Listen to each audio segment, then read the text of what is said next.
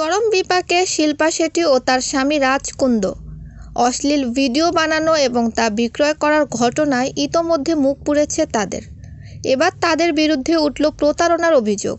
৬০ কোটি টাকার প্রতারণার অভিযোগ উঠেছে শিল্পা ও তার স্বামীর বিরুদ্ধে। ইতোমধ্যে মামলাও দায়ের করা হয়েছে। জানা গেছে, দীপক কোঠারি নামক এক ব্যবসায়ী অভিনেত্রী শিল্পা শেঠি, রাজ ও আরেক ব্যক্তির বিরুদ্ধে ৬০ কোটি টাকার প্রতারণার অভিযোগ এনেছে। ২০১৫ সাল থেকে ২০২৩ সালের মধ্যে এই বিপুল অর্থ হাতিয়ে নেন শিল্পা ও রাজ কুন্দ।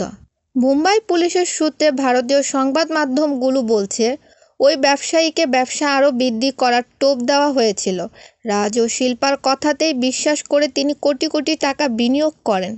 ওই কোটি কোটি টাকা দিয়ে শিল্পা শেঠি ও তার স্বামী রাজ নিজেদের ব্যক্তিগত খরচ করেছেন। এরপর ওই ব্যবসায়ী মুম্বাইয়ের জুহু থানায় মামলা দায়ের করেন।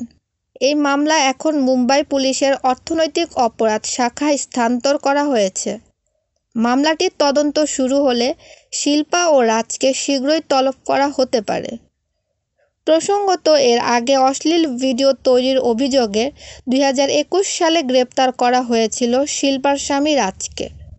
হটশট নামক একটি বিনোদন অ্যাপসে পর্ন ভিডিও তৈরি করে বিক্রয় করা হতো দেশ বিদেশে।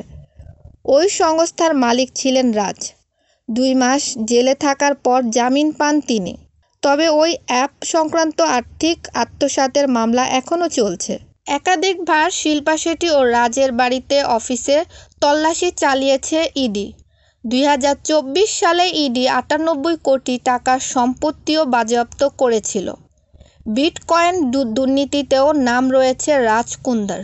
জান্নাতুল ফেরদৌস, ইটি, NAN টিভি, নিউজ ডেস্ক।